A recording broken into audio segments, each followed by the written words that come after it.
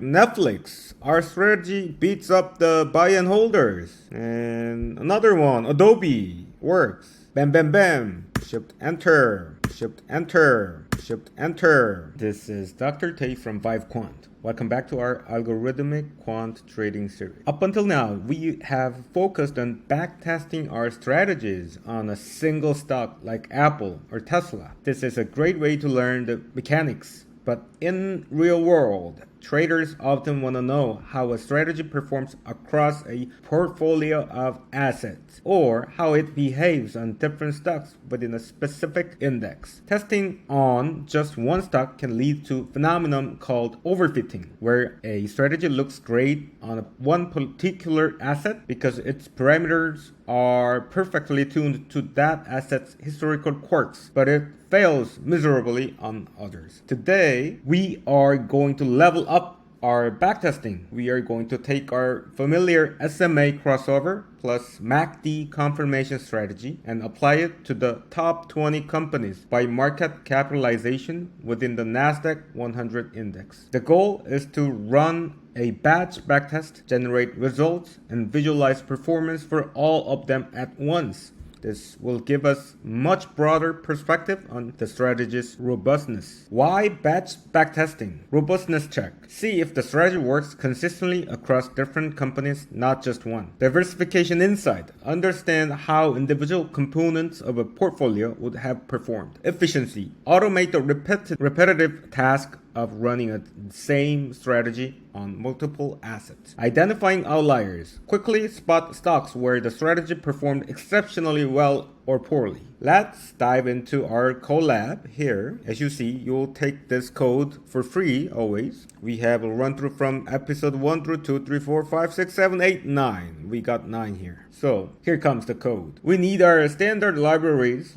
We will also need a way to get the Nasdaq 100 components. Yahoo Finance is good for data, but getting a list of index components can be a bit tricky. We'll use a commonly available list or simple method to fetch them. For this example, I'll provide a hard-coded list of 20 large-cap Nasdaq 100 companies. I just typed it in here, Microsoft, Apple, through the Qualcomm. You guys are all familiar with those companies, right? And most importantly, let's hit Shift Enter. And then now we will encapsulate our strategy, logic, and backtesting calculation into a function. This is crucial for reusability when looping through multiple tickers. I made those functions here called run strategy and backtest. You'll see all the details in here. Hit Shift Enter. Now let's loop through our list of tickers and run the function for each. We'll store the results. Let's hit the Shift Enter and you'll see the bam bam bam backtest complete. Let's look at the summarization. We've run the backtest for all companies,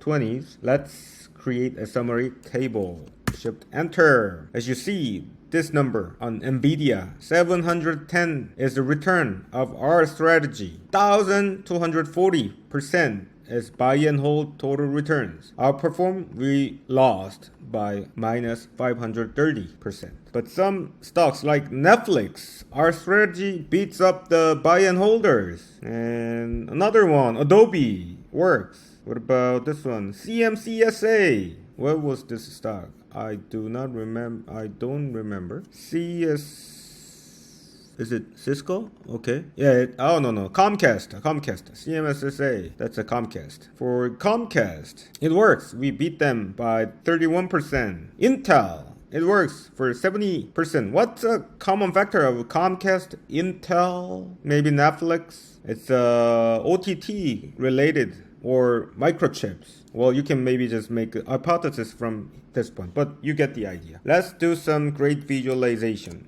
And you'll see tons of benchmarks and the actual performance. Those like a dotted line is for buy and holders, and solid line is our strategy. As you see, like NVIDIA here, we have great performance here, but the original buy and holders are way more up high here. So you get the idea and how it works. So interpreting the batch results. diversity of outcomes. You will likely notice that the strategy performs very differently across various stocks. Some might show strong outperformance, while others underperform, buy and hold significantly, as you see on here, this table. This highlights the importance of not judging a strategy on just one asset. Market conditions. Consider the market conditions during your backtesting period. 2020 to 2025 was largely a bull market for tech. Does the strategy generally perform better or worse in such conditions? Average performance. Even if it underperforms on some, does the strategy show promise on average? So this batch backtesting approach is a powerful way to get more comprehensive view of your strategy's potential. It's a stepping stone towards building more robust system that can work across different market segments or even across an entire diversified portfolio. You can try with US market, European market, maybe Asian market, so and so. Today's homework. 1. Modify the list of tickers. 2. Change the strategy parameters, as always. 3. Calculate average performance. And 4. Think about your portfolio equity curve. If you are to combine all these trades into one single portfolio, how would you calculate that cumulative equity curve? This is a more advanced topic, but you can just think about it and you will become much better traders, quant traders. So, you have now successfully scaled your backtesting capabilities, a crucial skill for any serious quant trader. We'll continue to refine our backtesting framework, maybe explore more advanced risk management technique. This is Dr. Tay from 5Quant. Peace.